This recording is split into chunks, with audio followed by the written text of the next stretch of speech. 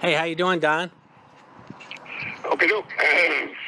Don, congratulations on winning the purse bid for Trevor Bryan and Daniel Dubois. This is obviously a tough fight for Trevor Bryan. What made you feel so assured that you wanted to make this aggressive of a bid for this fight? Give Tevor Bryan an opportunity to go out and prove himself. You in a business where it's a hurt business. You can fight for him outside the ring, but you can't fight for him inside the ring. And so Trevor Bryan has got to go out there and train, dedicate himself, redouble his efforts, and go out there and win the fight. He got to get himself in shape. He can't eat himself out, and that's what he's been doing. He's been eating himself out of being in weight and being able to deal with what's going on. That's all. So Trevor got to rededicate himself. He's the champion of the world, and so therefore he got to be able to protect that and to deal with it. You know what I mean? So so I felt that he should get that opportunity to do so. And I kind of thought that with all of the talk that they were doing, that Frank Warren and the rest of them would bid more money than they did. But at least I want to shut up and say, hey, we gave him a chance with a fair and equitable amount of money because this guy Dubois would sell out the O2 Arena, Yeah. and so that's why I put the fight for UK and United States. So if anything comes up, we can put the fight over there in England. It doesn't matter to me. You know what I mean? So now I got the fight, and I got to go out now and sell it. I'm looking for a partner. Now, what are your thoughts right now? Do we have a date for the fight? No, we don't have a date for the fight because we protested the fight from the very beginning. In the first bid because it's something that's going on that doesn't quite meet the eye. When I had the interim champion, which was with Tevor Bryan, and we was going to fight Emmanuel Shaw, we had the interim champion because we had beat B.J. Flores, and we appealed to the WBA to get 55-45 per split. Yeah. And they categorically said that we got to go by the rules. And they gave me the rule, F6 or something, whatever it is. It's 75-25. Now, then what they did here with me, they came out with the goddamn 55-45 without even anybody asking for it. And not only that, they sent me a letter that says you got March the 3rd or something. You got 180 days to do the fight. You got 180 days to do the fight, and you got 60 days for negotiation to get the fight. Blah blah blah. And then the next day, I get another say the first bid is the 14th of March. Wow. I said, well, goddamn, which one do you believe? So we protested that because how did these rules get changed overnight with nobody even asked? We didn't even have an opportunity to negotiate. We did not have an opportunity to negotiate. What is the deadline for the fight to take place? It has to take place by when? 180 days. 180 days, but they don't really have a fight. We got a fight, but with the 180 days, but they got to come up with a split. That split can't be 55-45. We got the champion. When we had the interim champion, the rules said the champion gets 75 and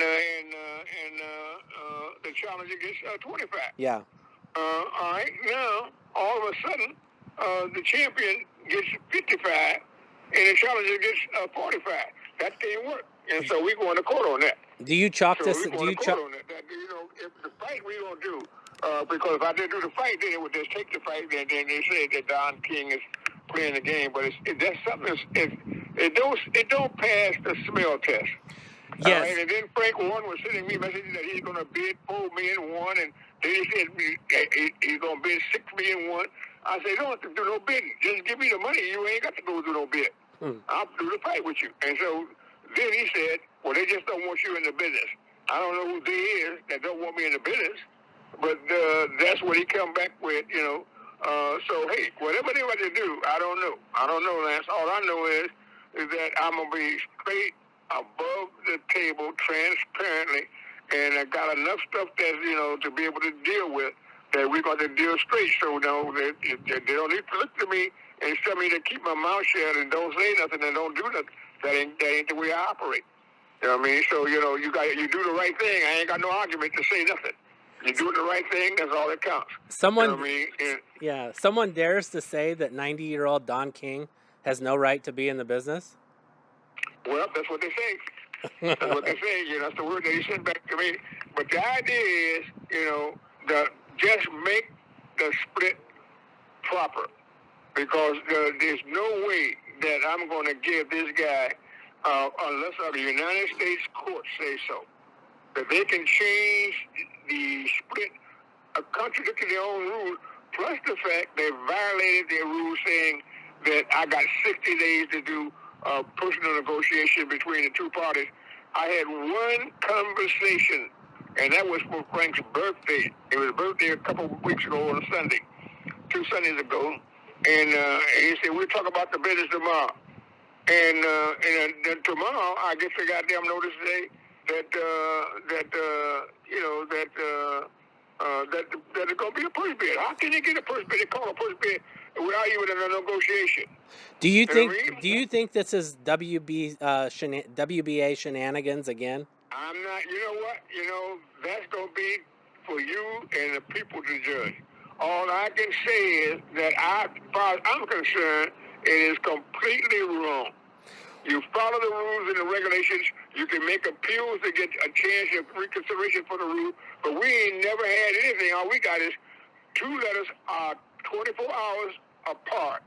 One saying you got 60 days to operate and do 180 days, 60 days to negotiate. And then if you ain't coming to no terms, then you go to the push bid. Yeah. We ain't never had an opportunity to even negotiate. And they cause a push bid, and then, but not only that, they cause a push bid with 55-45 without even a negotiation. I don't know. What do you want? What do you want the split to be, Don? According to the rules. 75-25? 75 for the champion, 25 for the challenger. Okay. And I got the letter on this dictionary, because I did the fight 1 solid year on the same date apart. And I got the letter from them for the of 2021 saying we follow the rules. There is no way that you can get 55-45 because the rule says 25 for the challenger, 75 for the champion. Emmanuel Shaw is the champion. Emmanuel Shaw gets 75. All right. Now, what happened? Are you? And we ain't got no notice about the whole year. Ain't got no notice about no change. Okay. And then we get a notice to say you have 60 days on the 4th. You got 60 days to negotiate, and 60 days to negotiate. If you don't come to terms in 60 days, then you're going to have a push bid. But the fight got to take place 180 days from March the 4th. Are you ready? Are you up for this legal fight that you may have to take on? Oh, listen, it doesn't matter to me. Listen, at this stage of the game, I'm up for the right fight. Great, Don. Last thing, you said you'd be willing to take the Tevor Bryan Dubois fight to the UK if necessary. What would it mean for you, if you can just reflect upon your life real quick, that both you and Bob Arum at age 90 would be taking heavyweight title fights to UK over a 6-month span in the UK for all of the world to celebrate and enjoy? It would be great. I mean, I know I make Lonesome Bob happy. Lonesome Bob, they without me, they promote trying to get $2 more. I promote the people. I'm a promoter of the people, by the people, and for the people. And my magic lies about people time. I promote the people, and my code of ethics is when is the next one? You know what I mean? And so my national anthems in the sport is on the OJs. They put all 3 of them. They smile on your face the only time they want to take your place, the backstabber, the underman, and betray you. You know what I mean? And then you got the money. Your money is women sell their bodies, they buy. All right. So then you got to give the people what they want. And I adopt that, give the people what they want. And that's why I gave him a show. I gave him 6 title fights on January 29th. A super sensational card. Every one of them fought. One of them overweight. He couldn't win the title, but he sure won the fight. And that was this guy, Michael Moore, out of Cleveland, 160 pounds. So this is what I do. I promote. You know what I mean? I don't sit around and wait to try to get $2 more. You know, it's academic that the money comes when you do a great job. People are going to buy what you want because you're giving them what they want. You know what I mean? And so we all want freedom. You know what I mean? And so we got to be able to categorize each one of these things that we are telling you today. You know what I mean? You got a super sensational spirit and one that people are going to read because everybody wants to be free. Whether or not they are or not, you know what I mean? Nobody don't want to be intimidated to be killed or shot at the stake, or burned at the stake and shot at the wall, against the wall.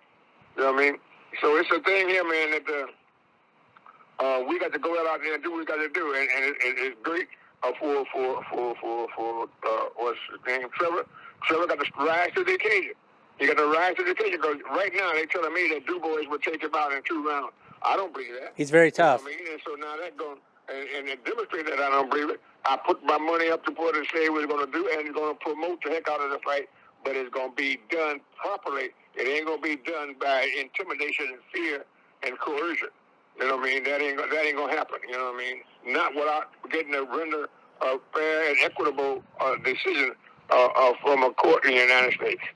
Great, Don. I knew you'd tie it all together impressively. Thank you so much for your time, as always, and congratulations on getting the fight. Man, you know, only in America. And America has been too good to me in fighting for freedom, and that's why I've been over there and was in Ukraine. I met everybody over there. We had several different things. I got a guy now. My guy is in the Ukraine right now, and they give me all the information from the president and the brothers and down. We fought, you know, Pavel Guzman. You know, this is, you know, he was been with me for the longest, and so for the Ukraine and all the way down the line, as we were going over there and doing the other fighters, the Ukrainian fighters and the Russian fighters, and we were doing events there with this guy Ryabinsky. You know what I mean? So we go out there and we would do these fights and things there in Russia and bringing it on. Now, since they done turned to take away freedom, you know, we got to isolate them until they can negotiate a peace, you know what I mean? Or, you know, or Putin decides that he's just going to stop this murderous attack, murderous assault upon innocent people. You know what I mean? So whatever way they do, peace is what I'm after. And that's why I put out fights where I celebrate peace, you know, and we turn the greatness to a peace fight, whatever it is, and I'm going to make this fight dedicated to peace. It's going to be dedicated to peace. We have to figure out how we can do and what we can do. That's why I say I'm looking for partners. I want to partner up with somebody. I don't want to be no, we, us. I'm looking for partners, so we got to fight there, and we got a big one. So now let's all come together and make it a fight worthwhile doing, and let's do it together, and let's dedicate it to peace and find ways and means that we can support the Ukrainian people in their quest and their desire patriotically for their freedom. Yes, well, very well said. Thank you so much for your time today, Don. I really appreciate it. We'll talk to you soon. Bless you, man. Thank you so very much. You take care.